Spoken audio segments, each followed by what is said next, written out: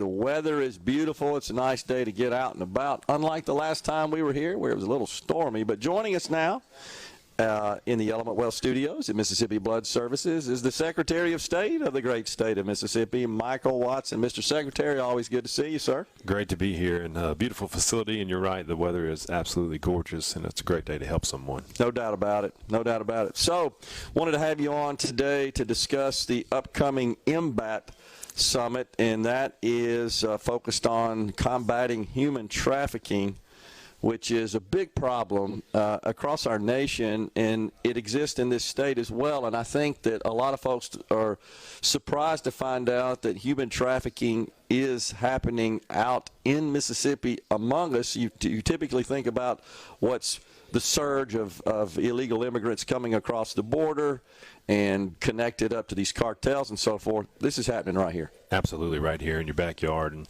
I remember when I was in the legislature and first started talking about this issue, and had a couple of folks, come up to me and say, "Hey, can we talk to you about human trafficking?" I was like, "Oh, that's in Vegas. Yeah. It's in L.A. It's in New York."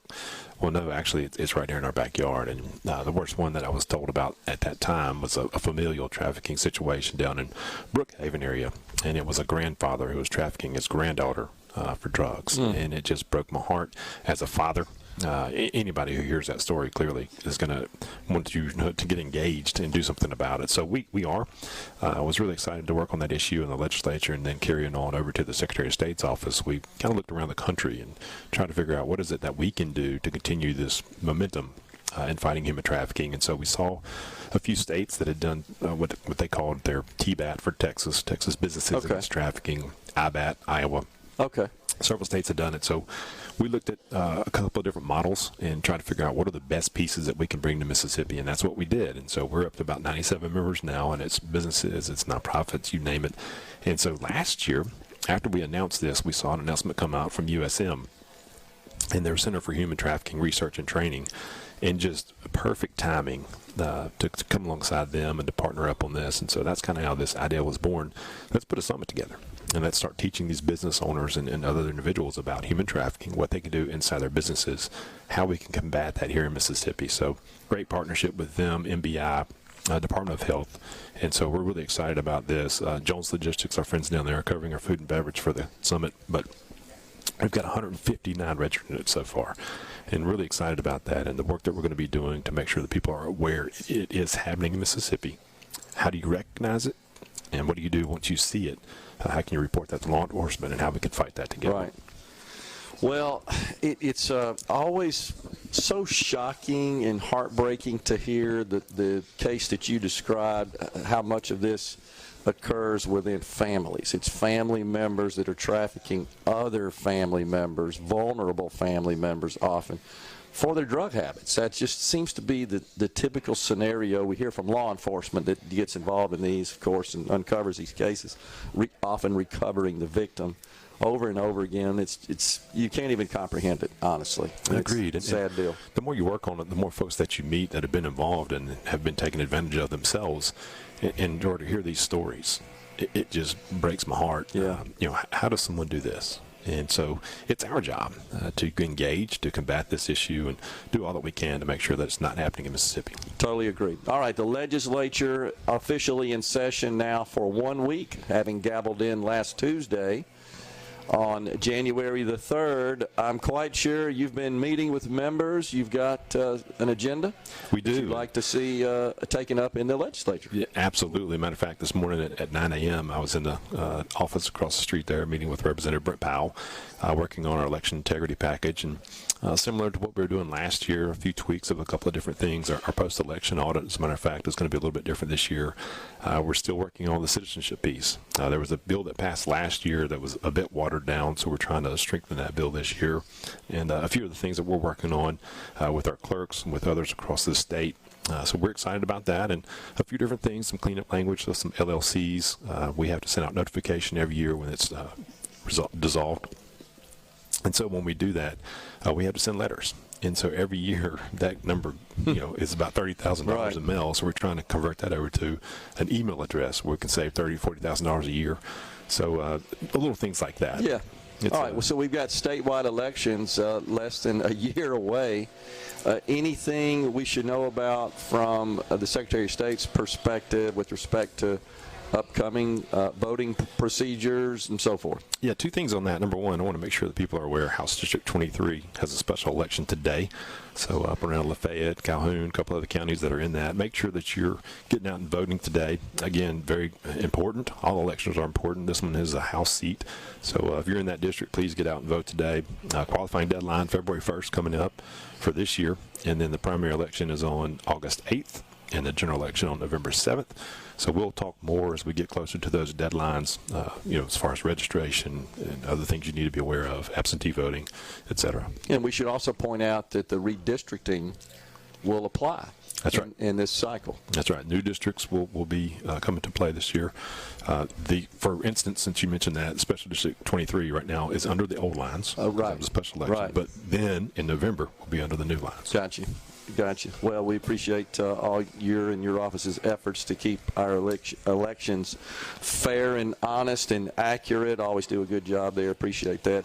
Anything else you're working on with the legislature you want to talk about? Yeah, a few different things, but before we get to that, we've got another summit coming up that I want to mention next Tuesday, our Ambassador Summit. And you and I think we've talked about this program before, but we've got 56 high school seniors from around the state.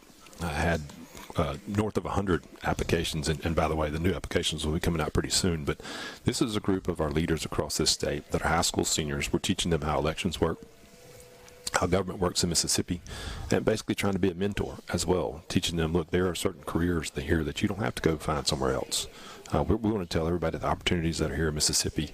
So as we take our rising senior leaders and teach them about what all is here in Mississippi, our hope is that we can keep them here. And not only that, but then let's educate them on how elections work, how the government works, so they can be involved as they grow up here in our state. That's awesome. That's awesome. So desperately needed.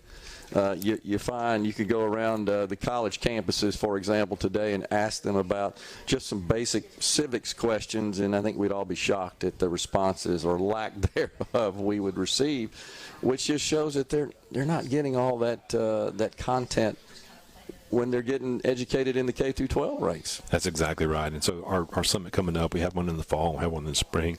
Lieutenant Governor is going to be speaking to them. We're working on getting the speaker there as well, going through an overview of what our office does so they're aware of that.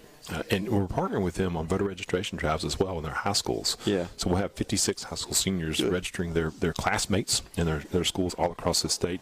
We've got one with us today, Gerard Robinson, came a little early today, so he's spending some time with us in the office. But again, spending time and pouring into these young individuals who are leaders across the state, teaching them what they need to know about Mississippi government, how elections work, just getting them engaged. I think that's an important piece. Makes total sense.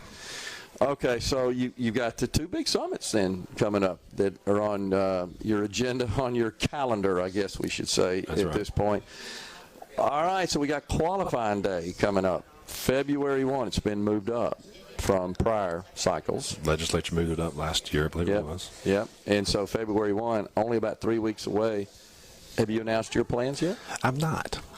We'll be doing that pretty soon. Okay. So excited about that. I understand. It's fun, thinking about serving Mississippians, and it's been something that's been in my heart for a long time, and making sure that we're doing the best that we can where we're planted at a certain time. So we will be announcing that pretty soon. But excited to see this election year come around and get out and visit with Mississippians. And, that's really where you learn what's going on in our state. And this Jackson bubble, sometimes folks get caught up in it, and this just isn't reality.